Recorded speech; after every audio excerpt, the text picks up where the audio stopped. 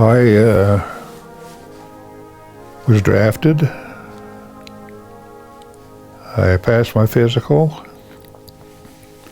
The Navy wanted me. The Army wanted me.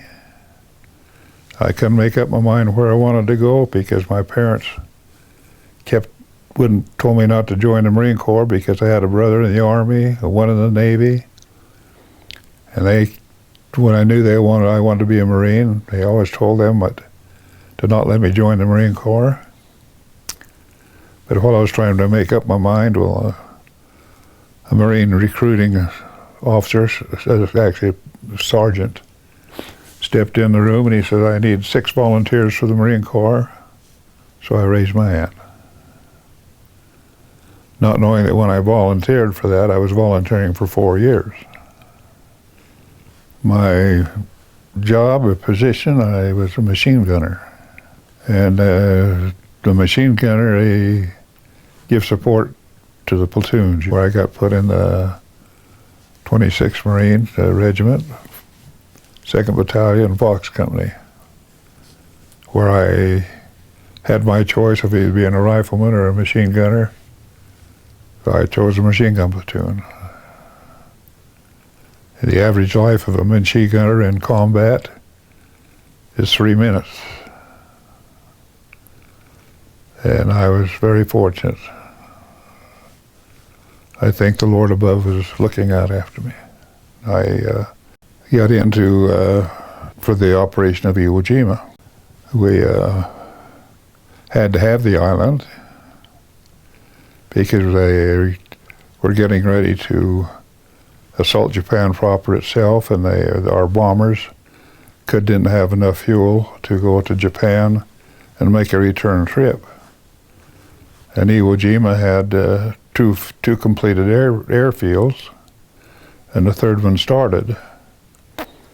And we needed those so that our planes could stop there so they could refuel and make a round trip. But I had a number of times when I could have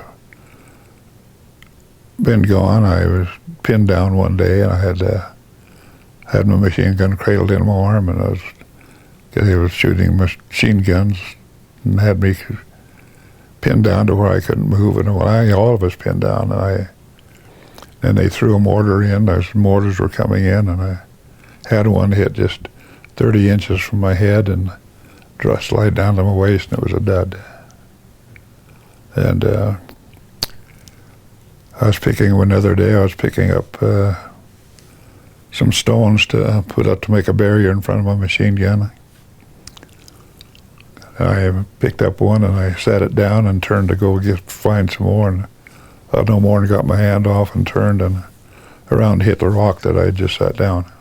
But I usually, when I'd use up my ammo, I'd fill the boxes with volcanic ash, and I'd set my ammo boxes in front of my machine gun for a barrier to help protect me.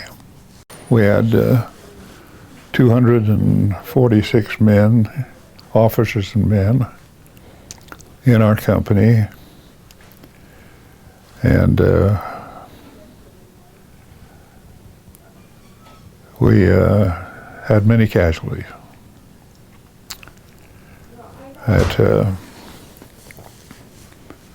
One day we had 57 men killed, and killed or wounded, casualties, maybe put it that way. One day, and then another day we had another 57 casualties. That's almost half of our company in 2 days that we were there. We had 90 replacements to our company from a replacement battalion that came in. And when we left the island, we left with 41 men. Some of those were replacements. We had a few that had been wounded, but it wasn't severe enough to leave the island, that they came back up on the front lines. But there's 11 out of those 41 men that hadn't been wounded or killed, and I was one of those 11.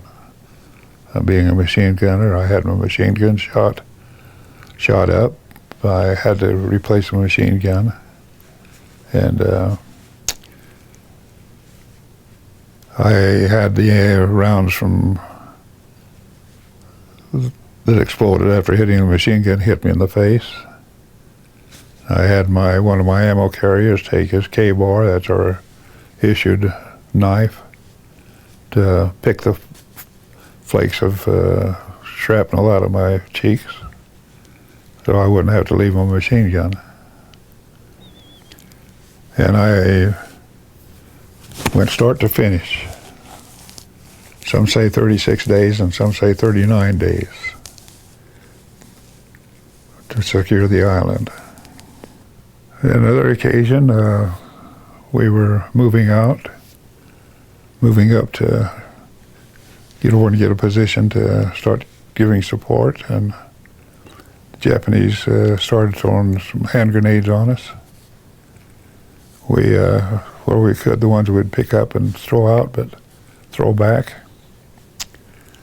But the one come and hit the fellow right in front of me, and instead of him trying to get rid of everything, he fell on it, took the blunt of the explosion in his stomach, and it killed him, but it saved myself and a bunch that was in front of him. And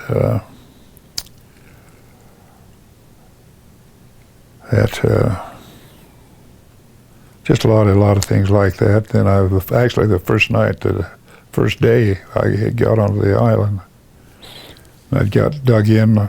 We just got on, and then we had to get regrouped the next morning to start our advancements.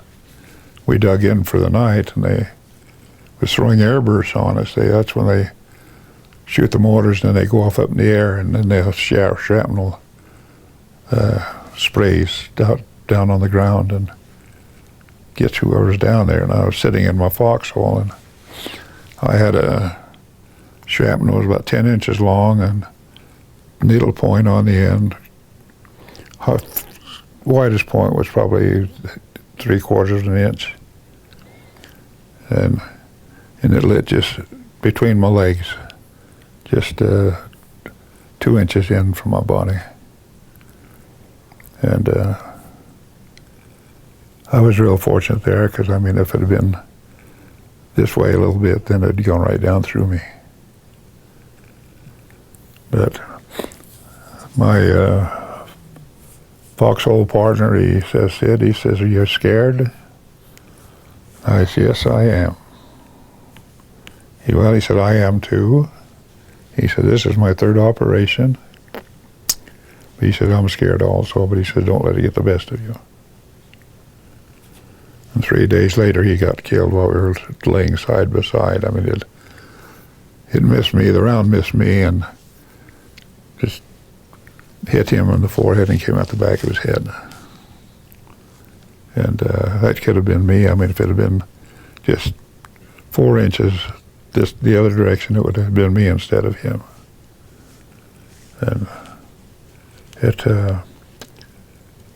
we'd set up, we'd make our foxholes for the night, and the Japanese, they knew our distance, and they'd start throwing mortars in on us.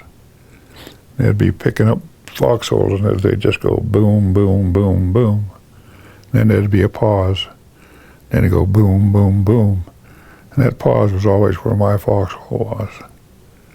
They skipped me, and I could never figure out why my machine gun, because they knew it was there, but for some reason they boom, boom, boom, and they'd skip me and go on by. And then next morning I'd see Marines all laying out of their foxholes, killed, blown out, and you'd see them during the day.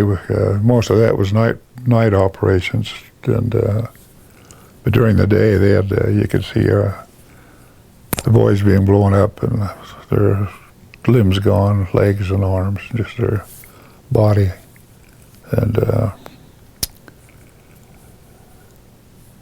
it just was a great sacrifice for a little piece of volcanic ash that we needed for our own need for our assault in Japan proper.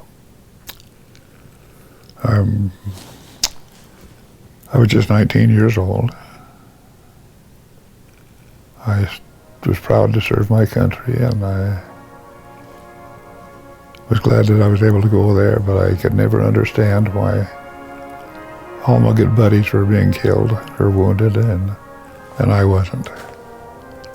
But I was really, really fortunate, and I thank my Father in heaven for letting me survive. In fact, I prayed to him. I had never prayed before in my life. I wasn't even a member of the church, any church. I prayed that if he got me come off the island in one piece, I'd join his church. I didn't know which was his church, but I found out, and here I am. I joined the church, and I've been happy ever since.